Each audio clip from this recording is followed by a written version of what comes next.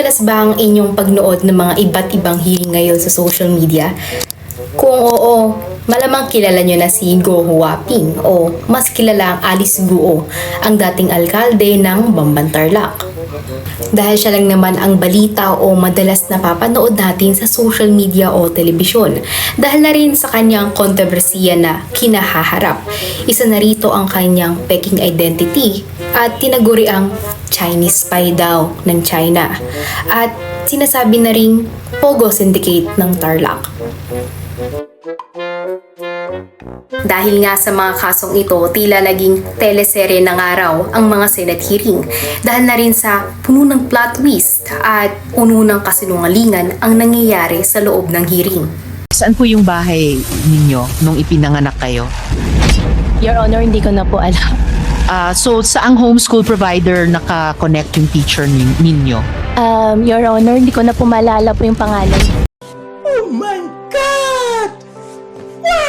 Alam nyo, iilan lang rin yan sa mga linyang napanood nyo sa Senate hearing na naging instant meme na nga sa social media.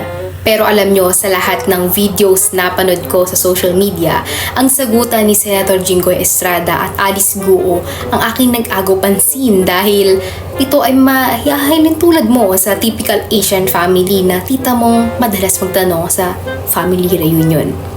Parang ganito. Gong Chi Fan Chai! Oh, andito ka na pala. Kanina ka pa namin inaantay. Ikaw lang, Iha?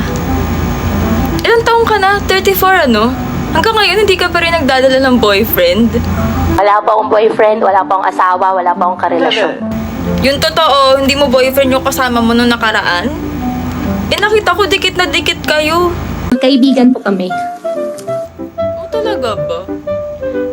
Parang parehas nga kayo ng suot na t-shirt eh. Couple shirt ata yun, Iha. Wala naman po talaga kaming relasyon po. Kung di mo boyfriend yun, ba't ganun kayo kadikit na magkasama sa mall? Magkaibigan po kami, in-invite lang po ako. Aminin mo na kasi na boyfriend mo yung kasama mo nung nakaraan. Tapos, dalhin mo dito para ma-interrogate. Makilala namin, di ba?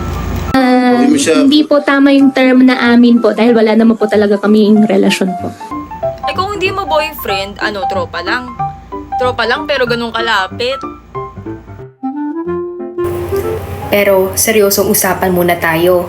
Huwag sana nating isantabi o ibaliwala ang mga kaso ni Alice Guo.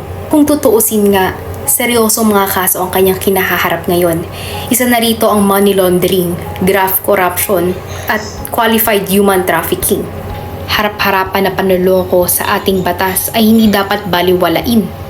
At huwag basta makinig sa chismis lang. Responsibilidad nating mga Pilipino ang alamin ang katotohanan at huwag talikuran ang sariling bansa.